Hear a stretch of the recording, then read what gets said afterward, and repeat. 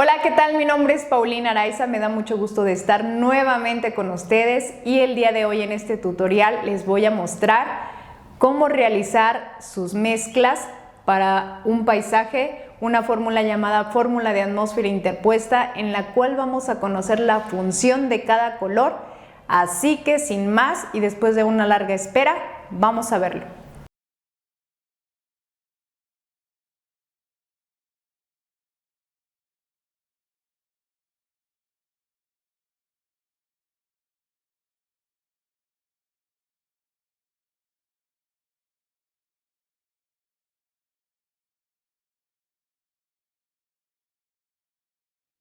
Y bien, voy a comenzar por presentarles la paleta que utilicé para la realización de este cuadro, no sin antes mencionar que es muy importante que trabajen por lo menos con dos paletas, y con dos paletas me refiero a unos tonos que sean transparentes y semitransparentes para los fondos y otros tonos que sean un poco más opacos para los primeros planos. Aquí les voy desglosando. Tengo blanco de zinc, que es semitransparente. Tengo el blanco de titanio, que es opaco. Tengo amarillo oscuro, que también podríamos decir que es un poco opaco. Tengo verde amarillento. Tengo carmín. Tengo laca geranio, que es semitransparente. El azul cian, semitransparente también. El azul cobalto en algunas presentaciones viene opaco, en otras presentaciones viene muy transparente, como es el que estoy utilizando aquí. Tengo también el azul ultramar, verde savia y el siena tostada. En este último tengan mucho cuidado, ya que algunas marcas de estudiante es un tono totalmente opaco. Si apostemos en algunos tonos, comprar o adquirir tonos de marcas certificadas, de manera que sus cualidades sí correspondan, sobre todo esta cualidad que tiene que ver con transparencia y opacidad. En esta primera fila voy a hacer los tonos del cielo. Esta composición fue un poquito compleja, ya que la persona que me pidió los tonos pidió que fuera un fondo del lugar donde viven sus papás. Fue muy importante ir ajustando la atmósfera. A quienes ya revisaron con anterioridad la fórmula para componer el color, en esta primera fila se repite y es el color dominante, que es el azul. Creo que los azules son los tonos más difíciles de deducir.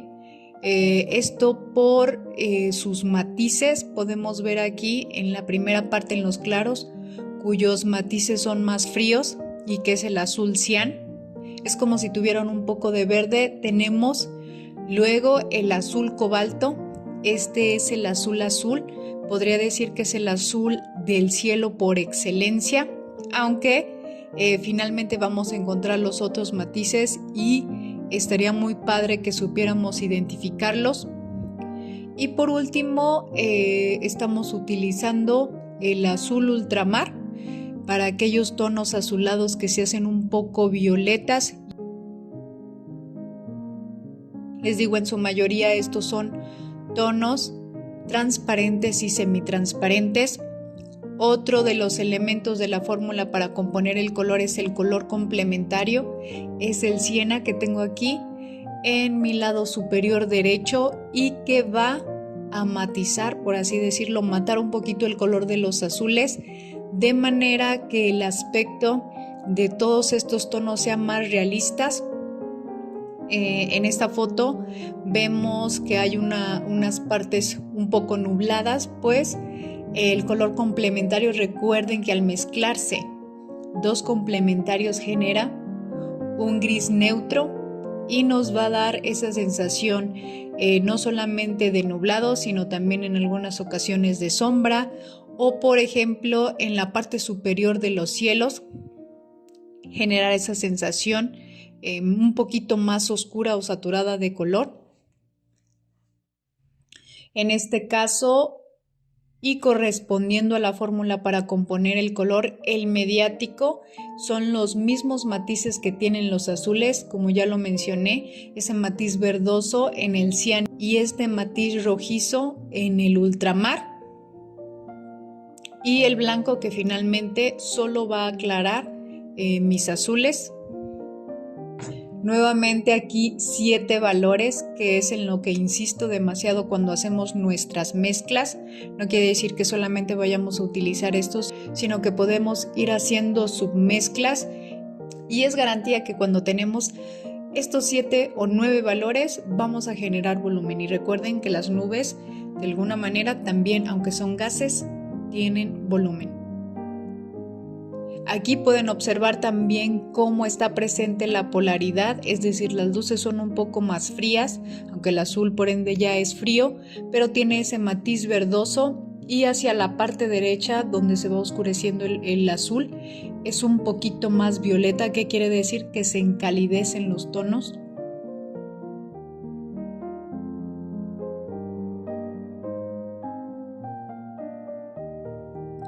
Y ahora sí voy a comenzar por realizar mi escala de valores en la cual interviene esta cuestión de la atmósfera interpuesta, no sin antes mencionarles que el color de la atmósfera es el azul. Por eso cuando nosotros vemos los cerros o la lejanía de los cerros los vemos cada vez más azulados, algunas veces un poco violetas, otras veces un verde azulado como tipo turquesas y generalmente siempre se agrisan. Entonces nuestra fórmula va a ser color dominante de mi motivo del primer plano.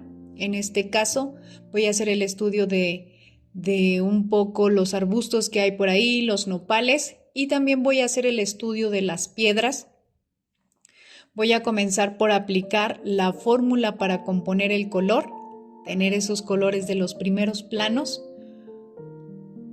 imitando específicamente los tonos y posteriormente aplicando la fórmula de atmósfera interpuesta que les digo es color dominante de estos dos motivos, arbustos y piedra, color complementario, en este caso de los arbustos, de la maleza que hay por ahí, que es el rojo, y conforme se va alejando en los planos, es decir, conforme se van haciendo hacia atrás, voy a ir agregando más de su complementario, el color de la atmósfera que es el azul y un poco de blanco. Finalmente, al tener la mezcla de complementarios, si yo no agrego el blanco, no se irá dando este efecto un poco agrisado.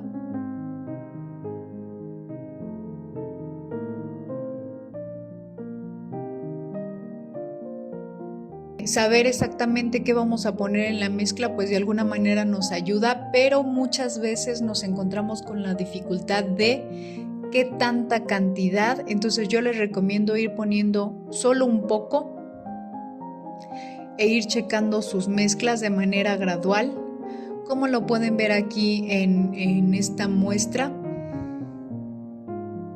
Yo les recomiendo hacer mucha cantidad del color dominante, de manera que solamente puedan ir jalando un poco hacia la parte que será de los últimos planos, como si fuera una especie de cadena de color. Y también vamos a generar, les digo, casi siempre de 7 a 9 valores. Les digo esto dependiendo de las dimensiones de su cuadro. A lo mejor si su cuadro es un motivo más pequeño, entonces con 2, 3, a lo mejor 4 valores podemos resolverlo, pero entre más grandes sean las dimensiones, ¿qué quiere decir? Que tengo que realizar un mayor número de transiciones, de manera que no se vean así como renglones cortados, sino que se vea el desvanecido hacia la profundidad más natural.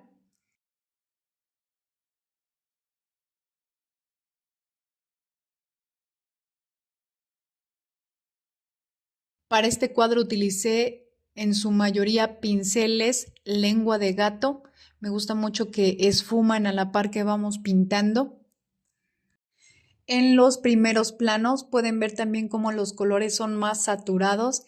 ¿Qué quiere decir? Son menos quebrados, son no directamente del tubo, pero no tienen tanta cantidad de blanco, son más luminosos. Incluso ustedes pueden apoyar a la fotografía. La fotografía, sobre todo cuando hablamos de planos cercanos, no nos hace estas distinciones de lejanía, y es aquí donde el artista debe de analizar, debe de modificar la paleta, de ir ajustando y generando esta sensación de planos, de lejanía, por así decirlo, un poco más exagerado, para asegurarse de que finalmente estén generando esa sensación de lejanía.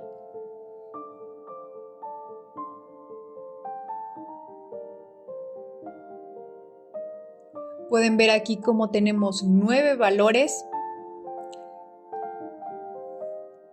en su mayoría casi todos saturados, solamente al final se agrisan un poco, y estos también nos van a servir no solamente para el primer plano, sino que pueden ir intercalando para generar en el primer plano el color del motivo, algunas luces más altas y algunas sombras.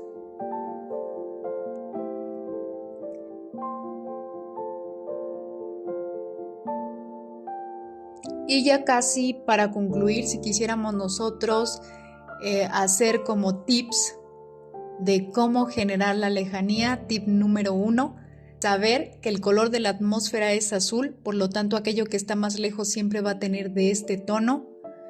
Tip número 2, saber que los colores hacia los planos más lejanos se van agrisando. ¿Cómo los voy a grisar? Con su complementario y con blanco. Tip número 3, saber que una paleta de tonos semitransparentes trabajados en un paisaje cuyo formato sea más grande nos va a generar esta sensación de lejanía. ¿Por qué? Porque las partículas de los pigmentos son más pequeñas, los tonos, la factura va a ser también menos pesada a nuestro ojo. Tip número 4, desvanecer los contornos, es decir, ir trabajando por zonas, aplicar los colores y suavizar con el pincel de manera que se genere como, en este caso, no masa de árboles, pero que los arbustos no se vea dónde empieza uno y termina el otro, a diferencia, por ejemplo, de las rocas, que sí hay unos bordes un poquito más marcados. Tip número 3, pueden finalizar su trabajo con veladuras para realizar ajustes de color. Por ejemplo, si en algunas zonas les quedó muy saturado, podemos hacer un tono veladito con blanco de zinc y un poquito de azul cian, azul Prusia, azul ultramar, dependiendo el azul que se ajuste mejor a la mezcla óptica que quieran lograr. Y por último, no olviden ver su cuadro cada vez que puedan a 1.5 metros, a 2 metros de distancia, e ir haciendo los ajustes que ustedes consideren.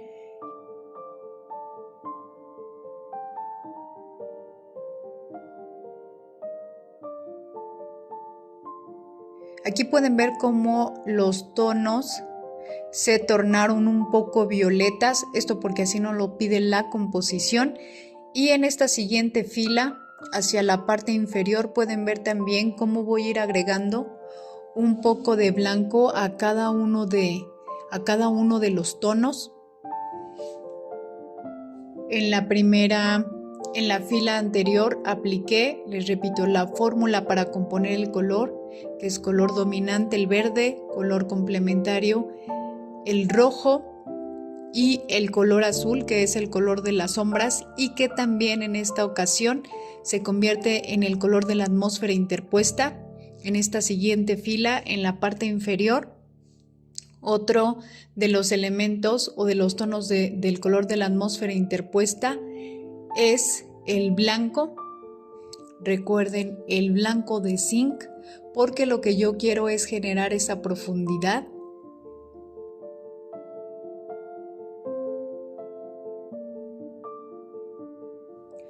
Vamos ahora a hacer los tonos de las piedras y seguramente ya con los ejercicios anteriores y los repasos de todas estas fórmulas podemos hacer nuestra escala de valores no solamente pensando en el color de las piedras de los primeros planos, sino también ya en sus sombras y finalmente en la atmósfera interpuesta que hace que los tonos se vayan agrisando, que se vayan quebrando.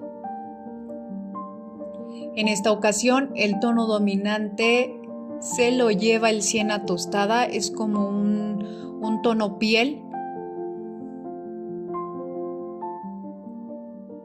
Algunas veces más rojizo, agregando un poco de laca geranio. Y para comenzar a grisar voy agregando un poco de verde savia. El verde savia es el tono complementario. Pero también podemos ir agregando un poco de azul ultramar. Vamos a hacer una pausa aquí. Tenemos un tono un poco piel con siena tostada. El siena tostada es como si fuera una versión terrosa del naranja, por lo tanto el que lo va a grisar es el azul ultramar, que es su complementario. Y también tenemos el laca geranio, que es como un rojo, y su complementario es el verde esmeralda. Aquí ustedes van a ir controlando el color, pero algo que es muy importante mencionar es que cuando nosotros hacemos la mezcla, llevamos el tono a esa mezcla que ya tenemos, debemos saber exactamente qué es lo que queremos lograr y en esta ocasión, que es la atmósfera interpuesta, queremos ir agrisando el color, apagando y también exagerando este matiz azulado que les digo es el color de la atmósfera. Aquí en las piedras es más evidente cómo el color se va apagando más rápido y es un fenómeno muy curioso porque aquí vira un poco hacia el amarillo.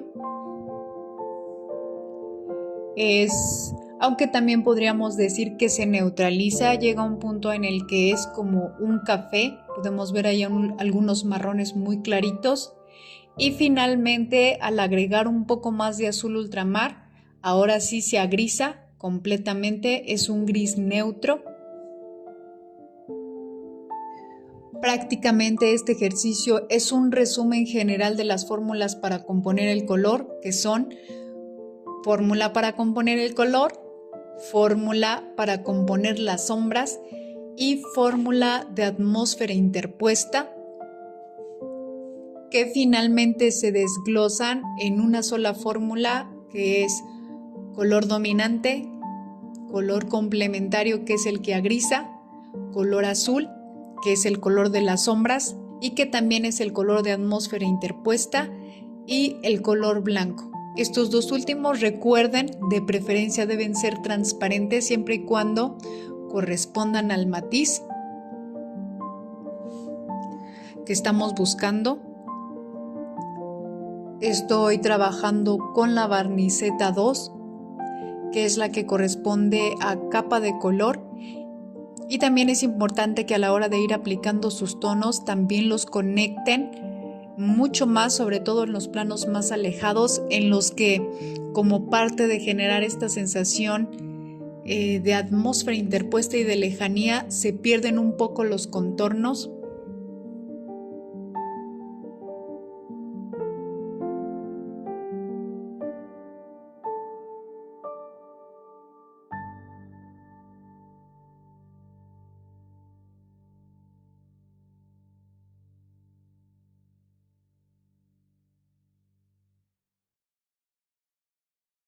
Y bien amigos, ¿qué les pareció? Ahora sí ya estamos preparados para hacer un paisaje en grande, con profundidad, en el cual realmente sintamos como que nos podemos meter al cuadro. Voy a agradecer también al dueño de esta pieza, que es un amigo de la infancia. Estos son sus toros, es un paisaje también del lugar donde crecí y la verdad fue muy placentero pintarlo, aunque fue un poco largo el proceso. No se pierdan nuestros siguientes videos, vamos a estar compartiendo sobre todo procesos, fórmulas, técnicas y sobre todo muchos tips. Así que los veo en el siguiente video.